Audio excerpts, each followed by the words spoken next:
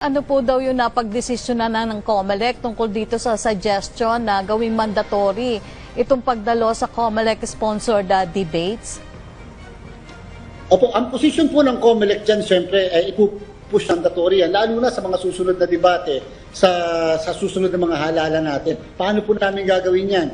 Again, kukumbinsihin po natin ang ating kagalang-galang na Kongreso na sana po ilagay na po talaga na requirement na a-attend ang lahat ng mga magiging kandidato, lokal man at national, sa mga ipapatawag na debate ng Commission on Election. Kung hindi, pwede siya maging ground ng disqualification. At the same time, pwede maging ground ng election offense. Sa kasalukuyan po talaga hanggang ngayon, dyan nga po kami nagkakaproblema dahil wala po kasi umiiral na batas. Wala po tayo maidagdag na sanction maliban sa unang sanction lang tungkol sa e-rally ang pwede natin maipatupad para sa ating mga kandidato. So hopefully po mas magkakaroon ng ngipin at magiging mandatory ito sa mga darating na election pa sa susunod.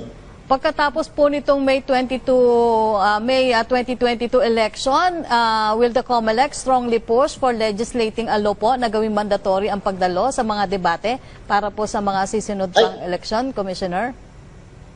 Definitely po, ma'am, Yusek, dahil yun nga po, nakikita kasi natin yung kahalagahan ng debate na hindi ito basta-basta lamang isang aktibidad. Ang debate, sabi ko nga para itong isang pintuan na magpapakita sa iyo ng kaloob-looban at kaisipan ng isang kandidato. Napaka-importante po ito dahil makikita rin ang kahandaan ng kandidato na humarap sa kanyang mga kababayan na hinililigawan niya. At the same time, nailahad yung kanyang nasa isip at yung kanyang karanasan patungkol sa pagsolusyon sa problema ng bayan. Di ba, alam niyo naman po, sa debate natin makikita, hindi lamang yung itsura ang titingnan natin sa mga kandidato, kung hindi ano ang kanilang advokasya, plataforma para sa ikaunlad po ng bayan.